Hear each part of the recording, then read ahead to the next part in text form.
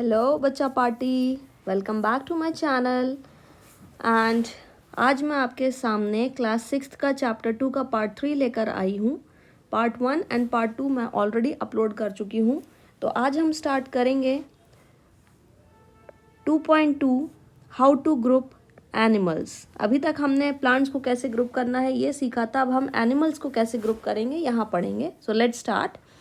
Just like plants, animals too are significantly different from one another. जैसे कि plants अलग अलग होते हैं, वैसे ही एनिमल्स भी एक दूसरे से अलग अलग होते हैं।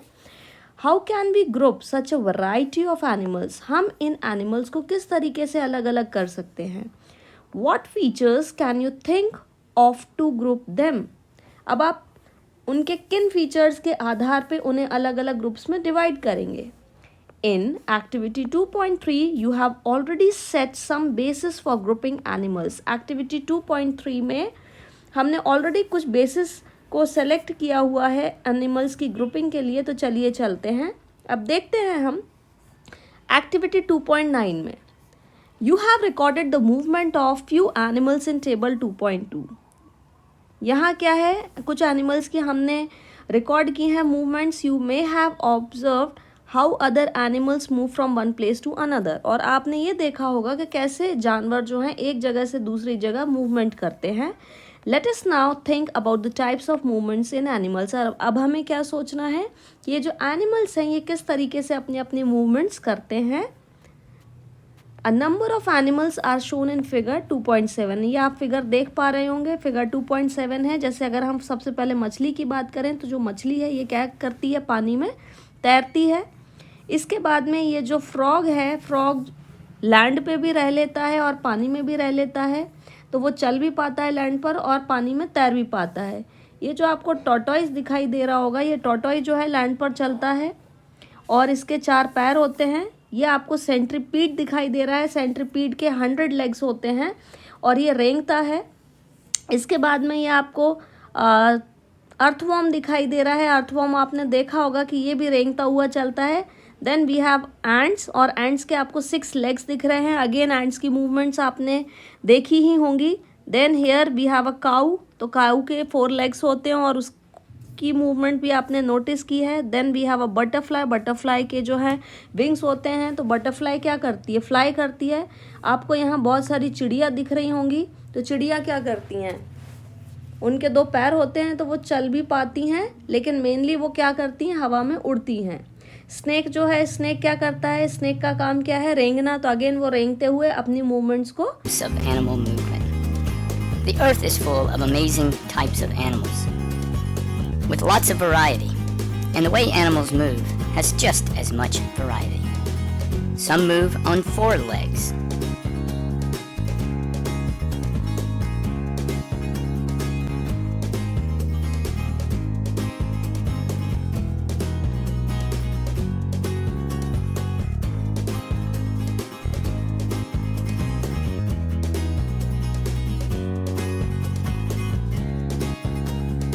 Others move on 2 legs.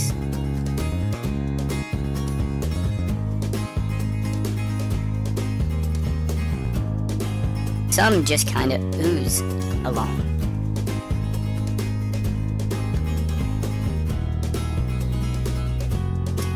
Fly in the air.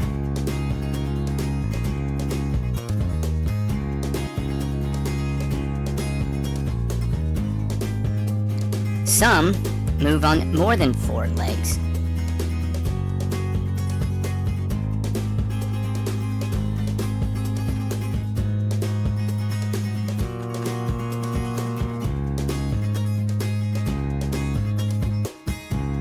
Some animals swim in the ocean.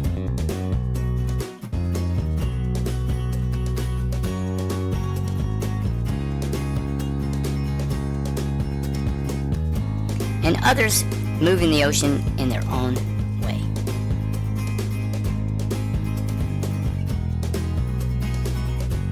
करता है। List these animals in table 2.5. Note the ways in which these animals move and name the body parts used for the movement. अब आपको ये बताना है कि कौन कौन से जानवर हैं और उनका कौन सा बॉडी पार्ट जो है मूवमेंट के लिए यूज़ हो रहा है. जैसे कि एंट है, एंट का टाइप ऑफ मूवमेंट क्या है, एंट क्या करती है, वॉक करती है, ठीक है। और body parts used for movement, कैसे मूव करती है वो, लेग से। गोट जो है वो वॉक भी करती है, जंप भी करती है, कैसे करती है, लेग से। पिजन जो है, कबूतर जो है वो फ्लाई करता है, कैसे, विंग से। हाउस फ्लाइज जो हैं वो वॉक भी करती हैं, फ्लाई भी करती हैं, कैसे, लेग से एंड विंग से। फिश जो है, फिश क्या करती है, स्विम करती है, और कैसे करती है, फिन से, अपने पंखों से करती है। What conclusions can you draw from the data given in 2.5? अब ये जो डेटा आपको 2.5 में दिया गया है, आप इससे क्या कंक्लूजन ड्रॉ कर सकते हैं, क्या आप समझ पा रहे हैं। Different animals have different types of movements, हम ये समझ पा रहे हैं कि अलग अलग एनिमल्स की अलग अलग मूवमेंट होती है, वो अलग अलग प्रकार से चलते हैं। एनिमल्स कैन फ्लाई, जानवर उड़ सकते हैं, दौड़ सकते हैं, रेंग सकते हैं, चल सकते हैं, जंप कर सकते हैं, and so on. These animals use different body parts for moving from one place to another. और सभी जानवर अपने अलग अलग पार्ट्स का यूज़ करते हैं एक जगह से दूसरी जगह जाने के लिए। They may use wings, legs and other parts that help them to move. और वो एक जगह से दूसरी जगह जाने के लिए अपने पंखों का इस्तेमाल, अपने पैरों का इस्तेमाल या बॉडी के किसी और पार्ट का इस्तेमाल करते हैं। Here we have identified animals based on the types of movement and the body parts use for the movement. तो यहाँ हमने आइडेंटिफाई किया कि एनिमल किस टाइप की मूवमेंट कर रहे हैं और किस बॉडी पार्ट का यूज़ कर रहे हैं उस मूवमेंट को करने के लिए। How can we group animals based on their movements? Additionally many animals differ from each other in size, shape, structure, colour and other features. हम एनिमल्स को कैसे उनकी मूवमेंट्स पे ग्रुप कर सकते हैं, उसके साथ साथ हर एक एनिमल जो है अलग शेप का होता है, अलग अलग साइज़ का होता है, अलग उसकी बनावट होती है, अलग कलर होता है, और भी फीचर्स सबके अलग अलग होते हैं। Some of these features can also be used to group animals in various ways. और कुछ फीचर्स को हम उनको अलग अलग ग्रुप्स में बांटने के लिए यूज़ कर सकते हैं, जैसे कि like plants grouping of animals is important for understanding their diversity. और जैसे हमने प्लांट्स को अलग अलग ग्रुप्स में बांटा था उनकी डाइवर्सिटी को, भिन्नता को जानने के लिए, उसी प्रकार से हम इन सभी जानवरों को अलग अलग ग्रुप्स में बांटेंगे उनकी डाइवर्सिटी को जानने के लिए। Let us know about a scientist. So Janaki Ammal was an Indian botanist dedicated to environmental work and helped to document and preserve India's rich plant biodiversity. Botanist कौन होते हैं? Botanist वो लोग होते हैं जो कि पेड़ पौधों के बारे में पढ़ाई करते हैं, रिसर्च करते हैं, ठीक है।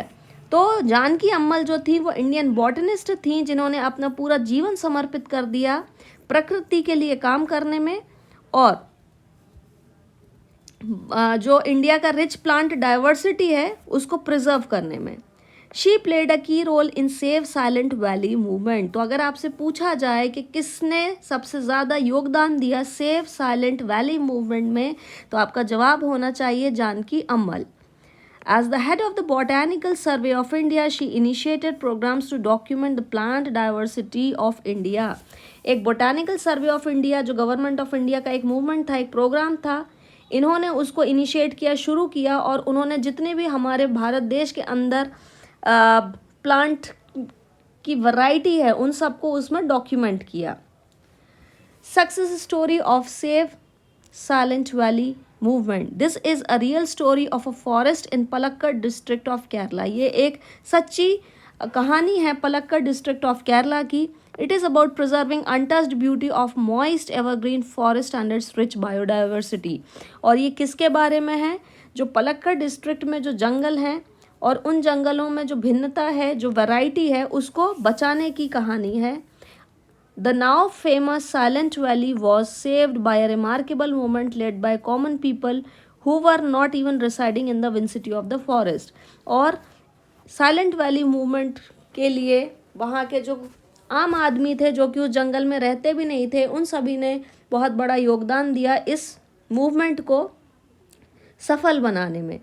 The battle against the proposal of an hydroelectric dam across the Kunthipuzha river persisted for 10 years. अब होना ये था कि वो जंगल को काट के एक हाइड्रो इलेक्ट्रिक डैम बनाना चाह रहे थे, लेकिन लोकल के लोगों ने उस चीज़ को सपोर्ट नहीं किया, लड़ाई लड़ी और 10 साल तक लड़ाई चली इस चीज़ की कोर्ट में, और फिर उसके बाद में उस जंगल को बचाया जा सका। At the time, people used possible available means such as widespread awareness programs, letters to editors, articles in newspapers, seminars and petitions and appeals and court। और लोगों ने जो हर संभव प्रयास थे वो किए और इस तरीके से साइलेंट वैली को बचाया गया। Plants and animals in different surroundings. अब हम जो अगला टॉपिक है वो ये जानेंगे कि प्लांट्स एंड एनिमल्स जो हैं कैसे अलग अलग सराउंडिंग्स में रह पाते हैं, उनके अंदर क्या ऐसी खासियत होती है जिसके कारण वो अलग अलग वातावरण में रह पाते हैं। जैसे आपने देखा होगा कि कुछ पेड़ जो हैं मिट्टी में उगते हैं, कुछ पेड़ जो हैं वो सिर्फ पानी में ही उगते हैं, कुछ इंडोर प्लांट्स होते हैं, कुछ आउटडोर प्लांट्स होते हैं। सिमिलरली मछली पानी में रहती है, कैमल जो है डेजर्ट में रहता है, काऊ जो है लैंड में रहती है। तो कुछ तो इनके बीच में खास बात होगी जो कि इनको अपने अलग अलग तरीके से रहने में मदद करती है। गाय पानी में नहीं रह सकती, मछली बाहर नहीं रह सकती। तो अभी हम इन सभी चीज़ों के बारे में जानेंगे। You might have observed during nature walk that different animals live in different surroundings। आप सभी ने ये देखा था जब नेचर वॉक के लिए गए थे कि हर एनिमल अलग अलग सराउंडिंग में रहता है। You have also recorded movement of animals in table 2.5। और ऊपर हमने जानवरों की मूवमेंट को भी क्या किया है, रिकॉर्ड किया है। Does the movement of these animals depend upon their surroundings? क्या इन जानवरों की सराउंडिंग्स के हिसाब से उनकी मूवमेंट डिपेंड करती है? Let us consider fish and goat as examples। अब हम मछली और एक बकरी का एग्जाम्पल लेंगे।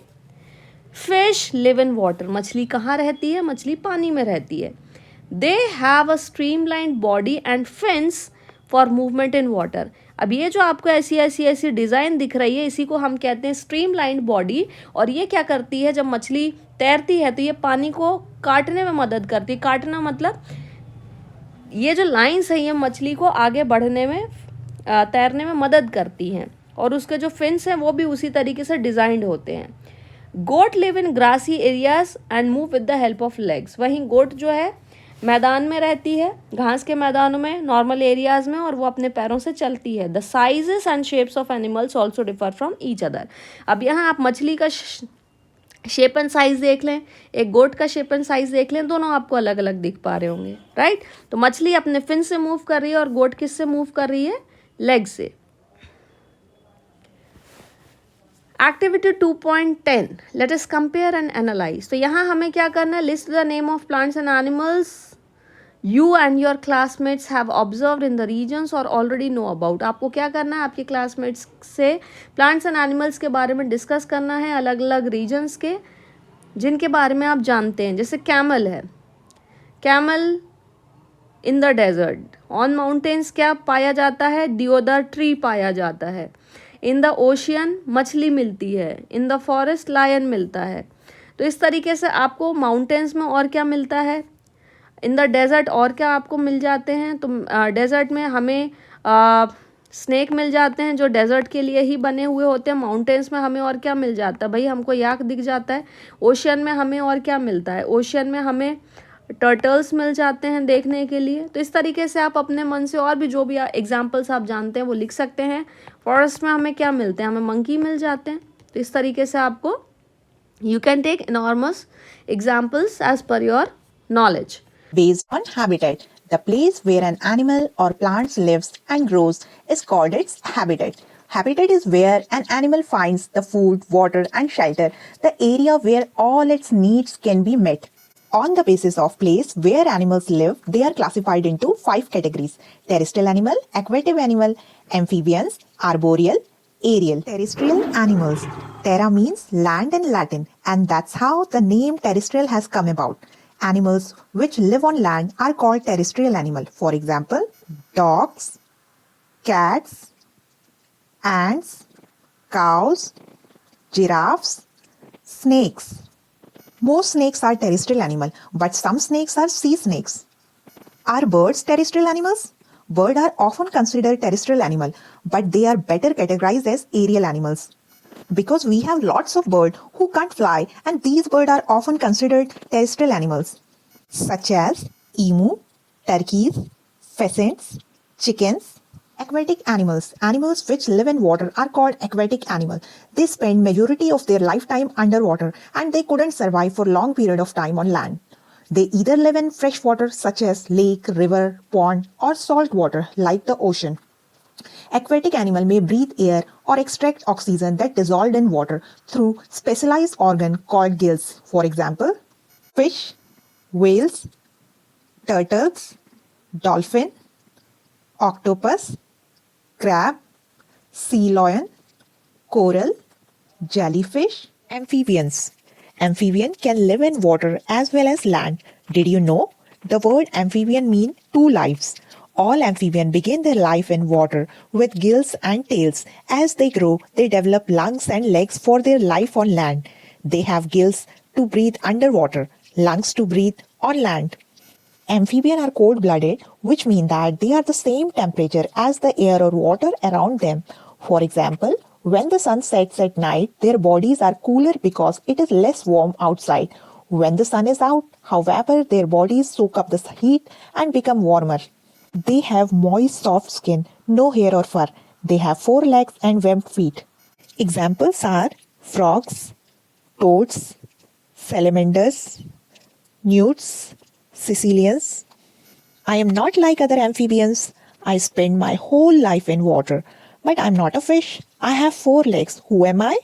I am Mexican axolotl animal. What are arboreal animals? Arboreal animals are creatures who spend the majority of their lives in trees. They eat, sleep, and play in the tree canopy. There are thousands of species that lives in trees. Example, frogs,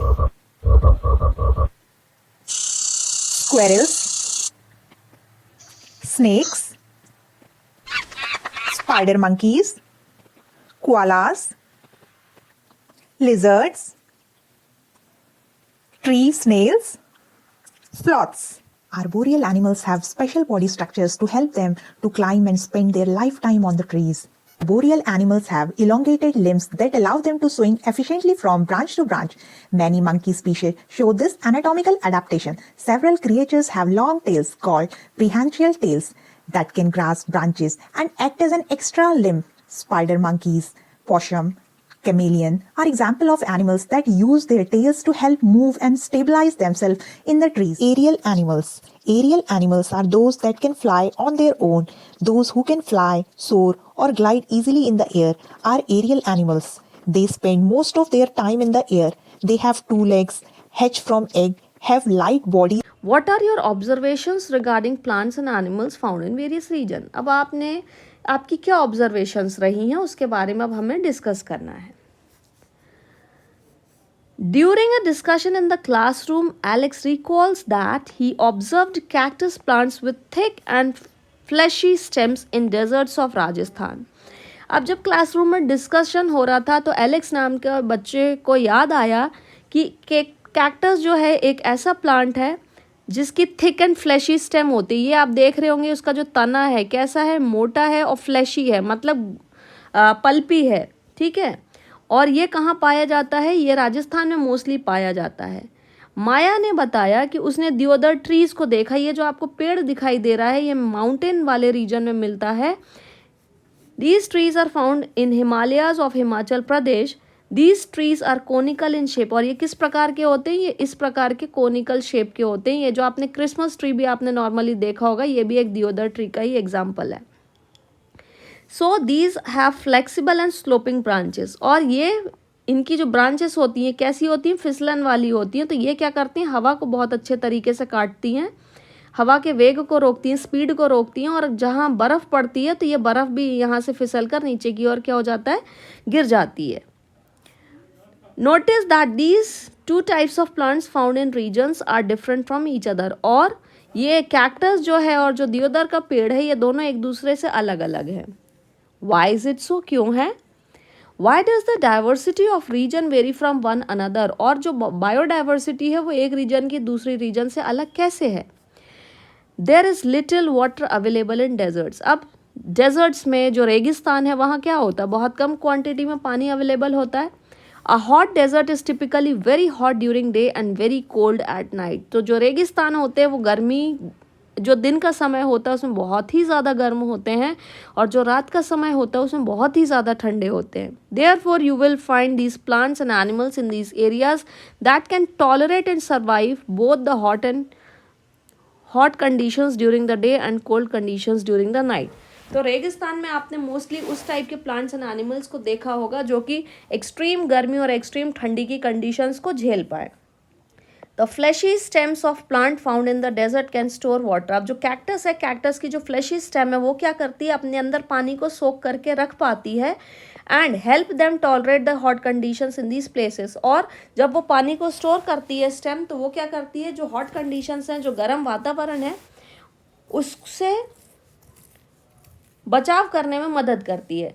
mountains in extremely cold regions experience frequent snowfall. वहीं आप जब पहाड़ वाले इलाके पे जाएंगे तो वहाँ फ्रीक्वेंटली मतलब अक्सर स्नोफॉल होती है, बर्फबारी होती है।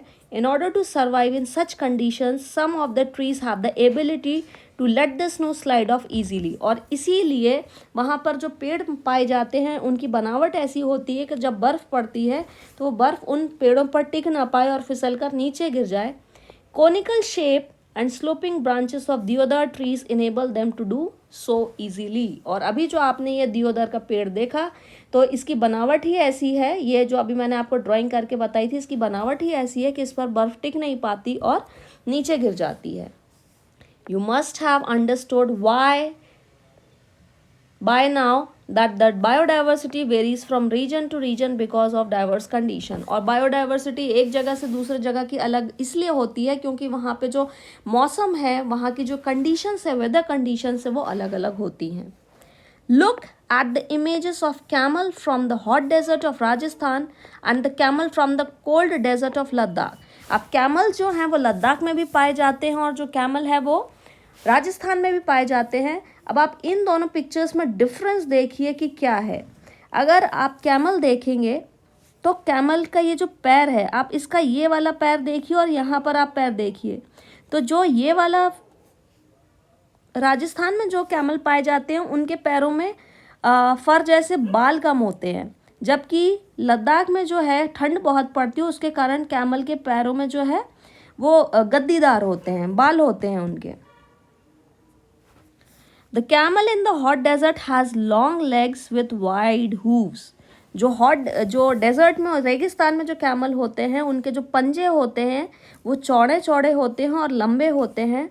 Alex shares that his grandmother told him that the long legs and wide hooves help these camels to walk on the sandy desert without sinking into the sand। तो ये जो इनको चौड़े पंजे होते हैं और जो लंबी टांगे होती हैं वो रेत में इन कैमल्स को क्या करती हैं, मूव करने में मदद करती हैं। On the other hand, the height and legs of the camels in cold desert are comparatively shorter than those found in hot desert। तो अब एक तो मैंने आपको बता दिया कि गद्देदार पैर होता है जो कि उनको ठंड से मदद करता है। दूसरा जो है, ठंडे इलाकों में पाए जाने वाले जो कैमल्स हैं उनकी टांगे जो हैं उनकी लंबाई शॉर्ट होती है और उनका जो पंजा है वो उतना चौड़ा नहीं होता। These short legs allow them to walk easily on mountain regions। और उनके छोटे पैर होने के कारण उनको माउंटेन रीजन से मूव करने में क्या होती है, आसानी होती है। In deserts food is not easily available। तो और रेगिस्तान में खाना आसानी से नहीं मिलता है। Camels store food in their humps। तो ये जो आपको हम्प दिखाई दे रहा है, ये जो आपको हम्प दिखाई दे रहा है, इसमें कैमल जो है अपने फूड को स्टोर करके रखता है क्योंकि रेगिस्तान में खाने की जो है कमी होती है। Camels in the hot desert have one hump each that helps them to survive during the scarcity of water. और जो डेजर्ट में कैमल होता है उसका एक हम्प होता है। हम्प मतलब एक, ये आप देखिए ये एक ही हम्प है और इसकी मदद से उसको डेजर्ट में रहने में क्या होती है, मदद मिलती है। Camels in the cold desert have 2 humps each. अब आप एक चीज़ और ऑब्जर्व कीजिए कि जो ठंडे इलाकों में रहने वाले कैमल हैं उनकी कितनी हम्प्स हैं, उनकी 2 हम्प निकली होती हैं। These 2 humps shrink in late winters because there is not much food available in the cold desert and they have to use food stored in the humps during that time। और ठंड में क्या होता है, खाने को ये यहाँ स्टोर करके रखते हैं इन 2 हम्प्स में, ताकि जब खाने की स्कैरसिटी होती है, ठंडे इलाकों में खाना उतना नहीं मौजूद हो पाता, तो ये यहाँ पर खाने को स्टोर करके रखते हैं और फिर जब उन्हें ज़रूरत होती है तो वो वहाँ से एनर्जी ले पाते हैं. Moreover they grow long hair from head to neck which help them to survive in cold winters. और यहाँ आप देखेंगे कि ये वाले जो कैमल्स हैं इनके बाल भी बहुत ज़्यादा होते हैं, तो इनके बाल होने के कारण इनको ठंड में बचाव होता है. To desert regions.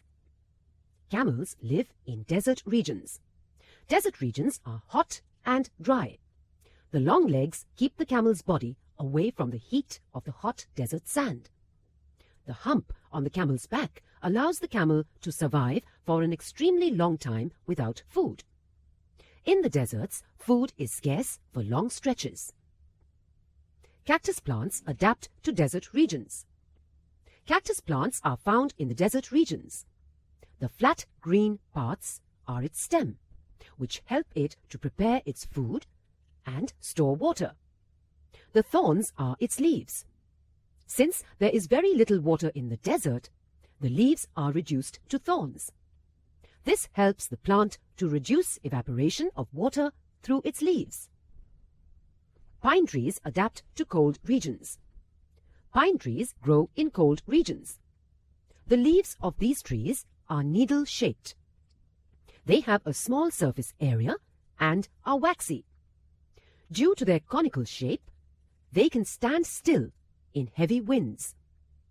The branches of pine trees slope downwards. This natural adaptation makes it easy for the snow to fall off the branches so that they do not break due to heavy snow accumulations. Yaks adapt to cold regions. Yaks live mainly on the mountains in the cold regions. They have a thick woolly covering on their body. This covering helps them to keep their body warm. The hair helps them to shed off the water from their body. Coconut trees adapt to coastal areas. Coconut trees are grown in tropical countries all over the world. They are mostly grown in coastal areas because they require a warm climate and are intolerant of cold weather. They need high humidity and regular rainfall for optimum growth. They grow in soil with rich saline content, which is found mainly